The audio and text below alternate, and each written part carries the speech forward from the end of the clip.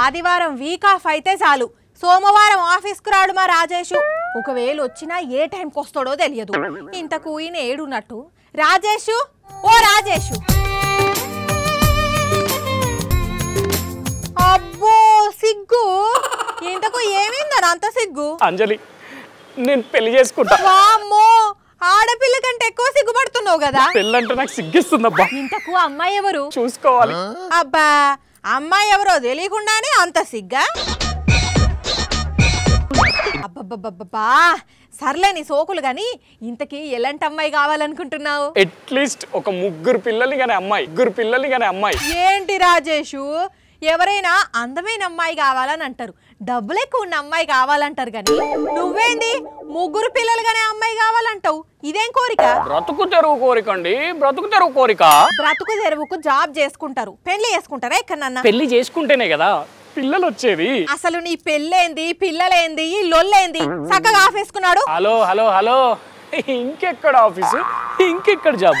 No job, no job లేకపోతే పెళ్ళం పొరగాలని ఎట్లా పోషిస్తావు? అరే బ్రతకడానికి పిల్లల్ని కంటే చాలు కదా, ఉద్యోగం ఎందుకు? చంద్రబాబు ముగ్గురు పిల్లలు కంటే 45,000 రూపాయలు ఇస్తానన్నాడు. జనాభాను పెంచాలి, అందుకే మీరు ముగ్గురు పిల్లల్ని గాని కంటే 45,000 రూపాయలు మీకు వస్తుంది. విన్నావా, జనాభా కూడా పెంచాలని చెప్తున్నాడు. అందుకే నేను పెళ్లి చేసుకుని ముగ్గురు పిల్లల్ని కంట. అబ్బా అంతే. చెప్పేటోళ్ళకంటే సిగ్గులేదు, ఈనేటోళ్ళకన్నా ఇజ్జత్ ఉండద్దా? అంటే అదేమన్నా మాటేనా? తలలో చిప్పున్న ఎవరైనా అలా మాట్లాడతారా?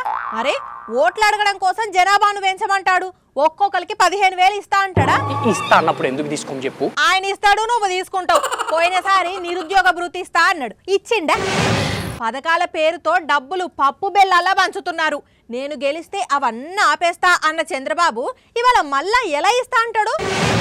అసలు పోయినసారి మేనిఫెస్టోని కనపడకుండా చేసిన బాబు ఇప్పుడు మళ్ళీ ఫ్రీ బస్సు, ఫ్రీ గ్యాసు, ముగ్గురు పిల్లలు అంటే ఎవరు నమ్ముతారు చెప్పు? నువ్వు చెప్పేది కూడా కరెక్టే అంజలి.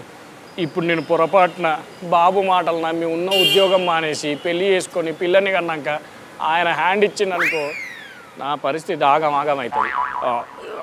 ఆయన ఏందంజలి, నువ్వు నీకు అసలు పని పాట లేదా? నేను వార్తలు తెచ్చుకోవాలి, నువ్వు నీ పని చూసుకో, నేను వార్తలు తీసుకొని వస్తా. చూసిండ్రా, బాబు మాట నమ్మితే ఇట్లుంటది. జాగ్రత్త సుమి.